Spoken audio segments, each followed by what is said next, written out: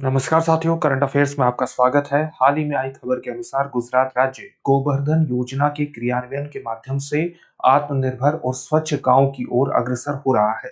गोवर्धन योजना क्या है और इसको इम्प्लीमेंट अगर ठीक से कर दिया जाए तो ये किस प्रकार से आत्मनिर्भर और स्वच्छ गांव के निर्माण के लिए महत्वपूर्ण पृष्ठभूमि का निर्माण करती है, चलिए इस वीडियो के माध्यम से जानने की कोशिश करते हैं। तो वर्ष 2018 की फरवरी 2018 के बजट में पहली बार गोवर्धन योजना की घोषणा की गई थी। कब की गई थी? वर्ष 2018 का जो फरवरी का बजट था उस दौरान पहली बार वित्त मंत्री ने गोवर्धन योजना की घोषणा की थी। इस योजना को कब शुभारंभ किया गया? इस योजना का शुभारंभ किया गया 30 अप्रैल 2018 और इस योजना का जो शुभारंभ करने वाला विभाग था वो था जल शक्ति मंत्रालय के अंतर्गत आने वाला पेयजल एवं स्वच्छता विभाग। पेयजल एवं स्वच्छता विभाग के द्वारा इसका शुभारंभ किया गया था। अगर हम गोवर्धन योजना की बात करते हैं तो सबसे पहले आपको इसकी फुल फॉर्म ठीक से पता होना चाहिए। गोवर्धन, इसका मतलब क्या हुआ? इसका मतलब हुआ गैल्वेनाइजिंग ऑर्गेनिक बायो एग्रो, यानी जैविक कृषि। रिसोर्सेस धन, यानी आपको जो हमारे जैव कृषि संसाधन हैं उनको बढ़ाने का काम करना है। इनको आप किस तरह से बढ़ाएंगे, यानी इसके अंतर्गत किस प्रकार का उद्देश्य रखा गया? इसके पास इसका जो मुख्य उद्देश्य था वो ये था कि जो हमारे ग्रामीण क्षेत्रों में पशुओं का गोबर है और जो ठोस अपशिष्ट है उसका वैज्ञानिक प्रबंधन करना है। वैज्ञानिक प्रबंधन, और जब हम इस तरह के अपशिष्ट का वैज्ञानिक प्रबंधन की बात करते हैं तो उसका सबसे बेहतर तरीका क्या है? उसका सबसे बेहतर तरीका है कि हमारे पास जो ये संसाधन है, चाहे गोबर है, चाहे ठोस अपशिष्ट है या अन्य ग्रामीण अपशिष्ट है, उसको हम बायोगैस संयंत्रों के माध्यम से बायोगैस में तब्दील कर दें। हम इससे बायो सीएनजी बना दें, हम इसको उर्वरक में तब्दील कर दें या हम इसे जैविक खाद में तब्दील कर दें। और जब हमें इसे इस रूप में परिवर्तित कर देंगे तो इससे क्या होगा? इससे ग्रामीण आय में बढ़ोतरी होगी। हमें ग्रामीण आय में बढ़ोतरी करने में सफलता प्राप्त होगी। साथ ही ये स्वच्छ ऊर्जा का साधन भी है और ग्रामीण स्वच्छता को भी ये बढ़ावा देगा, यानी पर्यावरण अनुकूल होने के साथ साथ ये स्वच्छता को भी बढ़ावा देगा। और शायद यही कारण है कि जो स्वच्छ भारत मिशन ग्रामीण है, यानी जो स्वच्छ भारत मिशन ग्रामीण है, उसका जो द्वितीय चरण है, सेकंड चरण कब है? वर्ष 2020 से वर्ष 2026 उसके ठोस अपशिष्ट प्रबंधन के अंतर्गत, ठोस अपशिष्ट कार्यक्रम के अंतर्गत या प्रबंधन के अंतर्गत एक महत्वपूर्ण योजना के रूप में गोवर्धन को लागू किया जा रहा है। ठीक है, ये बेसिक बातें आपने इसके बारे में जान ली है। गुजरात राज्य एक ऐसा राज्य है जहां पर इसके संदर्भ में कुछ विशिष्ट सफलताएं अर्जित की गई हैं। जैसे गुजरात राज्य ने पिछले कुछ समय में अपने यहाँ लगभग 12,000 बायो इकाइयां डेवलप की हैं, बायो यूनिट डेवलप की हैं बायो संयंत्रों की, जिनकी वजह से 12,243 परिवारों को सीधे तौर पर लाभ हुआ है।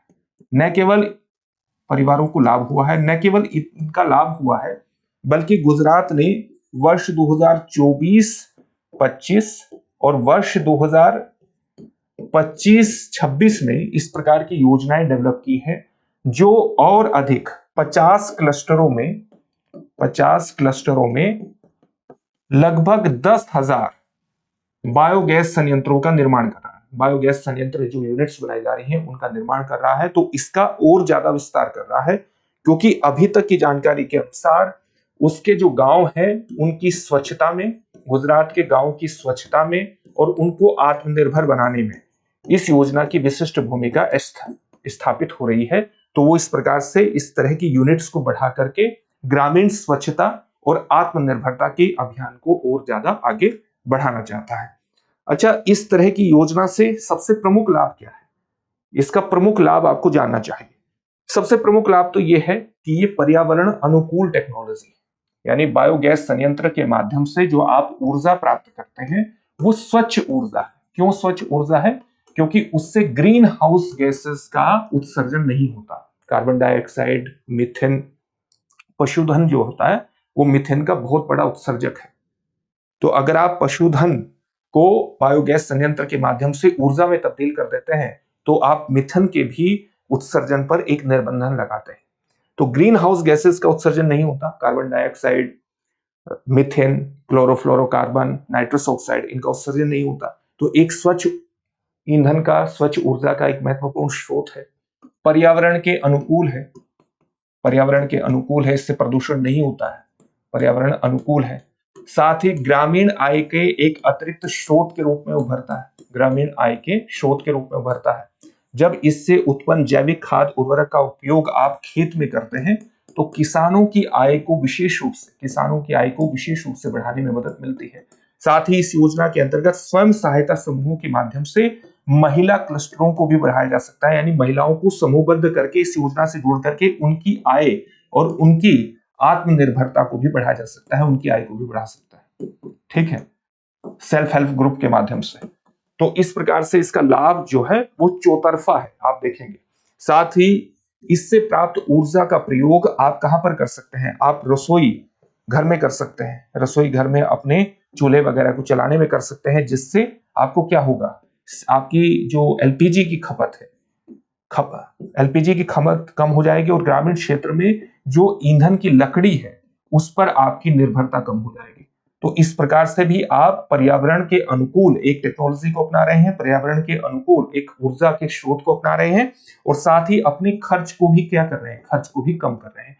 तो इस प्रकार से भी ग्रामीण क्षेत्रों को आत्मनिर्भर बनाने में विशेष रूप से योगदान कर सकती है। और यही कारण है कि गोवर्धन योजना को सरकार अलग अलग क्षेत्रों में लागू करने का प्रयास कर रही है, अलग अलग मतलब राज्यों में लागू करने का प्रयास कर रही है और गुजरात राज्य में इसने अपना एक विशिष्ट प्रदर्शन करके दिखाया भी है।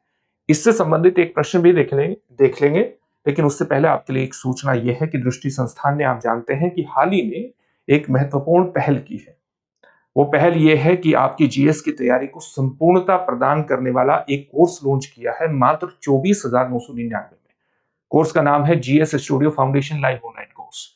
ये कोर्स डॉक्टर विकास देवी कीर्ति के नेतृत्व में सर्वश्रेष्ठ अध्यापकों के अध्यापन के माध्यम से 1250 प्लस घंटों की कक्षाओं में ही आपके जीएस की संपूर्ण तैयारी को करा देगा मात्र 14 महीने में। लेकिन कोर्स की वैधता होगी 18 महीनों तक, यानी 14 महीने में कोर्स होगा, लेकिन एक क्लास को आप जितनी बार चाहें उतनी बार देख सकते हैं 18 महीनों तक। साथ ही 2 वर्षों तक करंट अफेयर्स की क्लासेस का एक्सेस रहेगा, ताकि आपकी जीएस की तैयारी के साथ साथ करंट अफेयर्स का जो सेक्शन है वो भी दुरुस्त होता रहे। जो आपको पढ़ाया जाएगा उसकी पीडीएफ फाइल मिलेगी, ताकि नोट्स बनाने में कोई दिक्कत ना हो। लाइव चैट के दौरान कोई भी प्रश्न पूछिए, तुरंत निवारण होगा। इसके अलावा 10 कलर्ड प्रिंटेड बुकलेट्स आपको प्राप्त होंगी, जीएस के अलग अलग विषयों को कवर करेंगी। 24,999 की फीस को आप इंस्टॉलमेंट में भी जमा करा सकते हैं। आप अपनी तैयारी का सही तरह से मूल्यांकन कर सकें, इसके लिए 18 प्रीलिम्स और मेंस के टेस्ट भी होंगे आपके। तो एक कंप्लीट पैकेज है मात्र 24,999 में। तो देरी किस बात की, अभी डिस्क्रिप्शन में दिए गए लिंक पर जाइए, अपने एडमिशन को सुनिश्चित कीजिए, क्योंकि हिंदी माध्यम का बैच 9 दिसंबर से प्रारंभ हो चुका है और अंग्रेजी माध्यम का बैच 10 दिसंबर से प्रारंभ हो चुका है। किसी भी तरह की कोई भी क्वेरी हो, डाउट हो तो 8750187501 पर कॉल कर लीजिएगा, आपके डाउट क्लियर हो जाएगा।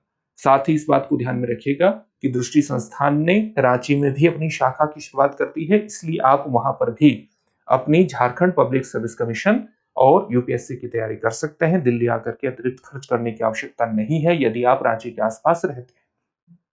अब आज का प्रश्न, गोवर्धन योजना की घोषणा किस वर्ष की गई थी? आपके सामने ऑप्शंस हैं 2016, 2017, 2018 या 2020। इस प्रश्न का उत्तर कमेंट बॉक्स में कमेंट करके जरूर दीजिए। फिर से एक नई सेशन में आपसे मुलाकात होगी। धन्यवाद। Introducing Drishti IAS Everyday Wear, the casual jacket and the polo neck t-shirt, perfect for everyday and casual wear. Shop now on the Drishti Learning app and Flipkart. Buy link in the description. अब exam की तैयारी को और बेहतर करने के लिए हमारे चैनल को लाइक, शेयर और सब्सक्राइब करना ना भूलें।